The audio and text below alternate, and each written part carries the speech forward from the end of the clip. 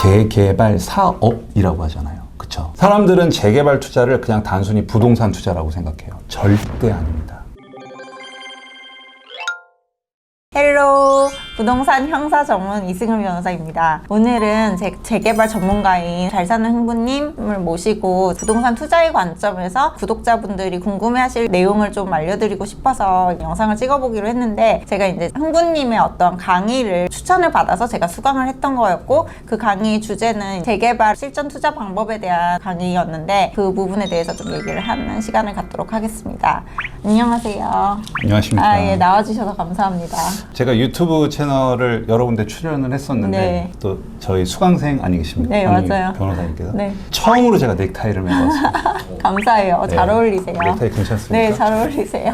자기소개 먼저 부탁드릴게요. 네, 안녕하십니까. 닉네임은 잘 사는 흥부고요. 본명은 정현석입니다. 현재 북극성 재테크 카페라는 곳에서 재개발 기초반, 그 다음에 실전 투자반 강의하고 있고요. 지금은 코로나 때문에 잠시 중단되어 있는데 재개발만 특화시켜가지고 임장 진행하는 실전 임장 멘토로도 활동하고 있습니다. 그리고 작년 9월에 출간한 로또 재개발이라는 책이고요. 베스트셀러에도 올랐습니다. 많은 분들이 사랑을 해주셨고 책이 많이 차별화되어 있습니다. 그러니까 좀 새로운 시각에서 접근한 책이기 때문에 재개발 하면 좀 어렵잖아요. 어려워요. 흔히들 재개발하면 좀 어렵게 생각을 하셔가지고 에세이 형태로 해가지고 썼으니까 한번 관심 있는 분들은 좀 많이 봐주셨으면 좋겠고요. 강의는 뭐 변호사님도 아시다시피 저는 이제 재개발 투자를 할 때 제가 나름대로 만든 개념이랑 로직을 씁니다. 대한민국에서 유일하게 저만 갖고 있겠죠. 그게 이제 다른 분들이 상업적으로 좀 쓰일까봐 고민을 하고 있었는데 변호사님 도와주셔가지고 이번에 저작권 등록 신청을 하게 되었습니다. 네, 고맙습니다. 축하드립니다. 네. 흥부님 수업을 통해서나 책을 통해서 보시면은 흥부님께서 어떤 재개발 투자를 하기에 앞서서 주의해서 봐야 할 어떤 포인트를 두 가지를 집어주셨는데, 그게 혹시 어떤 건가요? 일단 그 두 가지 포인트를 알기 전에 간략하게 용어 몇 가지만 좀 짚고 넘어갈게요. 어떤 굉장히 낙후된 마을이 있는 거죠. 그러면 그 마을에 사는 사람들은 너무 집이 낡고 위험으로부터 노출이 되어 있으니까 그 주거 환경을 개선하고 싶어 합니다. 그게 이제 재개발을 한다고 하는데, 예를 들어 볼게요. 어떤 마을이 있는데 그 마을에 있는 부동산을 소유한 사람이 100명이라고 볼게요. 근데 거기에 나중에 아파트가 새로 지어진다는 거죠. 신축되는 아파트가 200세대라고 하면 200세대 중에 100개는 그 마을 사람들, 조합원이라고 하는데 그분들한테 주겠죠. 나머지 100개는 어떻게 할까요?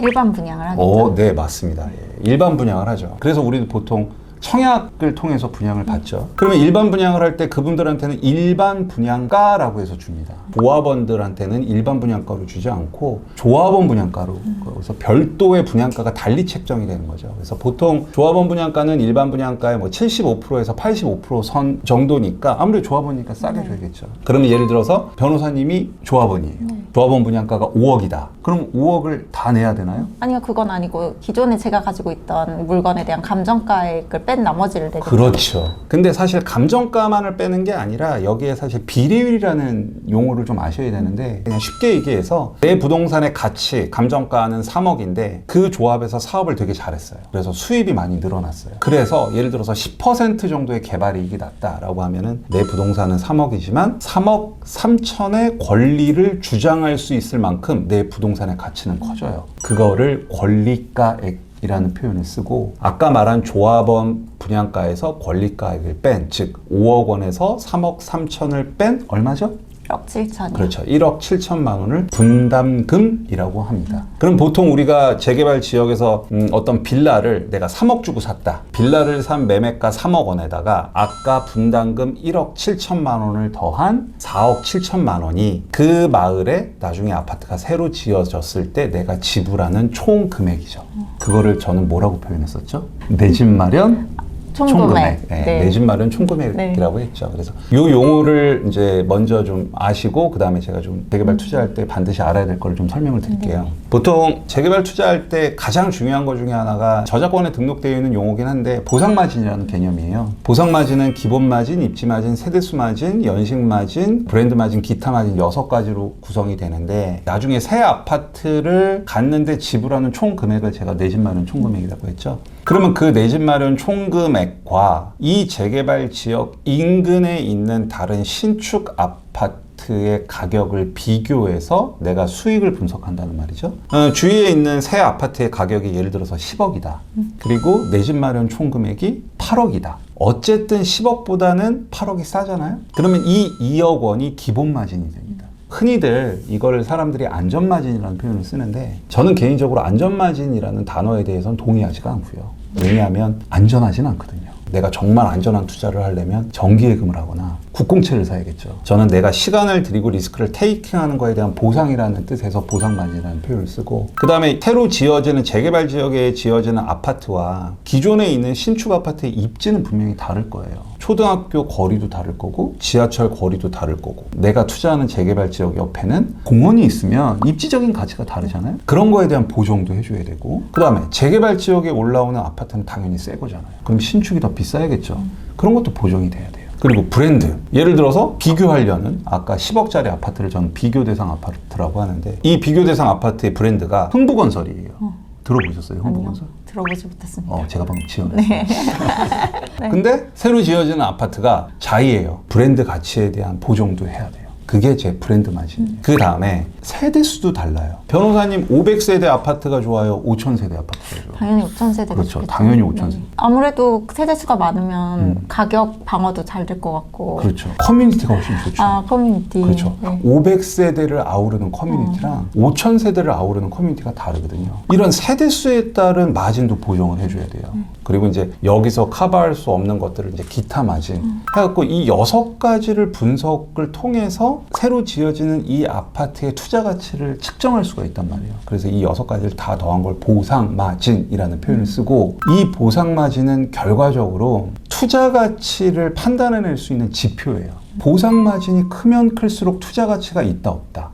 있죠. 네. 그래서 내가 투자하려는 재개발 지역의 보상 마진을 반드시 구해서 내가 어느 정도의 수익을 확보하는지 계산이 되어야 되는 게 가장 중요해요, 재개발 투자. 근데 제가 하나 더 강조하는 건 뭐냐면 재개발 사업이라고 하잖아요. 그쵸? 사람들은 재개발 투자를 그냥 단순히 부동산 투자라고 생각해요. 절대 아닙니다. 재개발, 재건축, 가로주택, 소규모 재건축은 부동산 투자 플러스 사업이에요. 사업이라는 얘기는 망할 수도 있는 거예요.